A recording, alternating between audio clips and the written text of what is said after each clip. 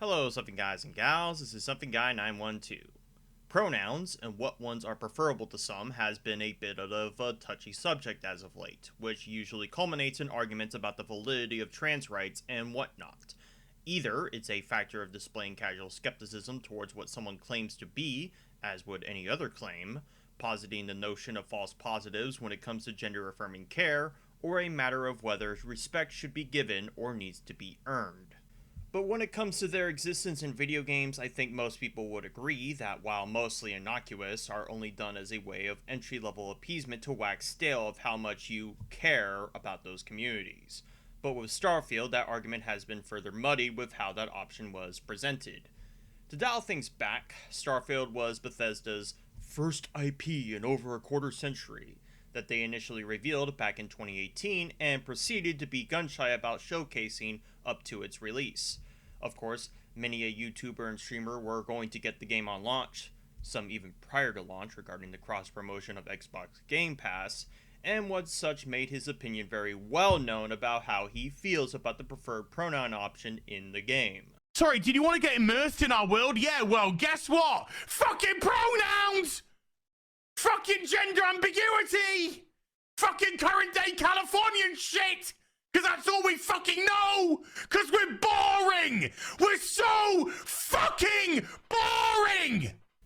As elegant as it was aggravating, this clip was heard round the Twitter world and everyone gave their own 2 cents on it, either ranging from those who were dismissive of the concern either because of how heel versus babyface reacted to it or positing that pronouns have always existed in games, and those who think an option like this makes the game completely devoid of value and thus the game was given the cardinal buzzword of being woke as a result.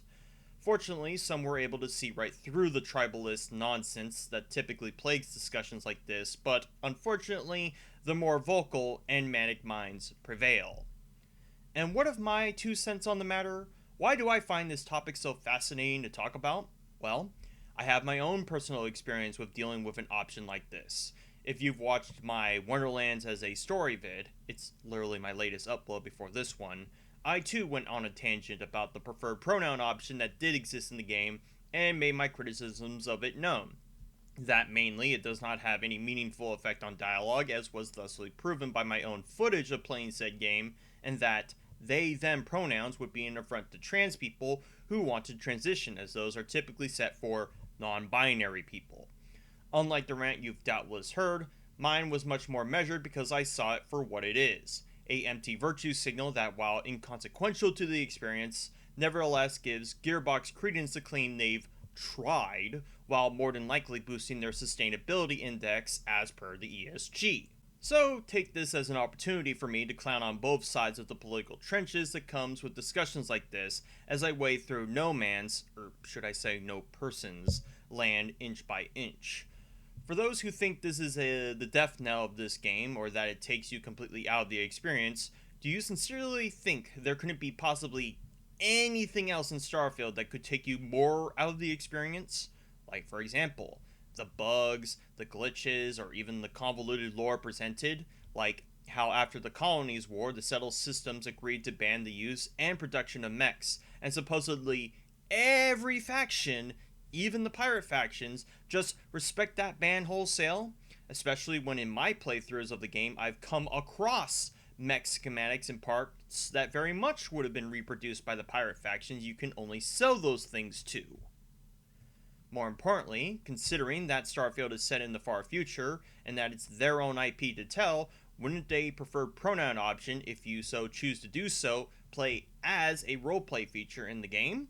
Now, of course, I should clarify that it doesn't, seeing as that game also doesn't change dialogue significantly, which is a concession that devs make so that they don't have to re-record 3 separate lines for the same line of dialogue, but nevertheless, wouldn't it be had they? Now for the opposing side. I've seen a variation of people against those who hate the preferred pronoun option use the "are you a boy or a girl" option in Pokemon games as some kind of counter, when it is not only disingenuous but not even the same ballpark when we're talking about a preferred pronoun option. This option isn't some old phenomenon. It has only existed as far back as the last 3 years of gaming, and the only earliest example that it could find was a farming game back in 2003. And whether it has existed recently doesn't necessarily deride the option if it had any significance to dialogue, which in regards to Starfield and Wonderlands, does not.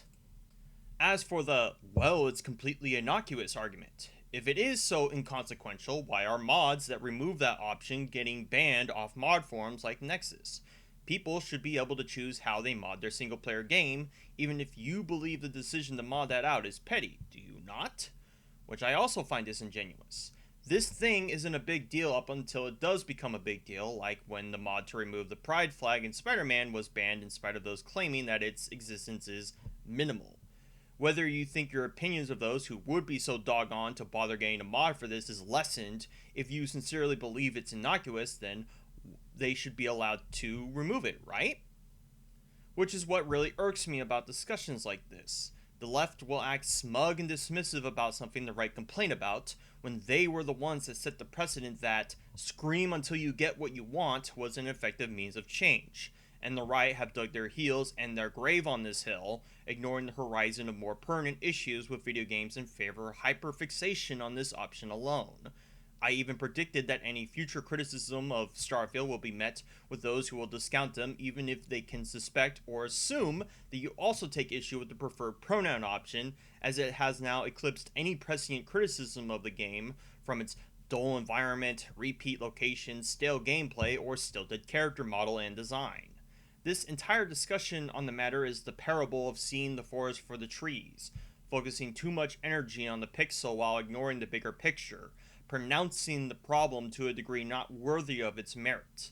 I think the little platoon said it best when he said there are much bigger fish to fry when it comes to things worth complaining about in video games, and this is certainly not it.